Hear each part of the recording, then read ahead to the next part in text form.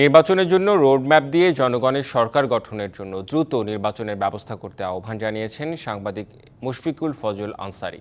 এছাড়াও জুলাই ও আগস্টের গণহত্যার জন্য শেখ হাসিনা ও তার নেতাকর্মীদের বিচারের আওতায় আনারও দাবি জানান তিনি। বিকেলে রাজধানী ঢাকা রিপোর্টার্স ইউনিটিতে এক মতবিনিময় সভার এসব কথা বলেন সাংবাদিক মুশফিকুল ফজল আনসারী। বলেন, অন্তর্বর্তী সরকারকে এই বিষয়ে জিরো টলারেন্স নীতি গ্রহণ করতে হবে। বিচারহীনতার সংস্কৃতি যেখানে থাকবে সেখানে মানবাধিকার প্রতিষ্ঠা করা সম্ভব নয় বলেও মন্তব্য করেন তিনি।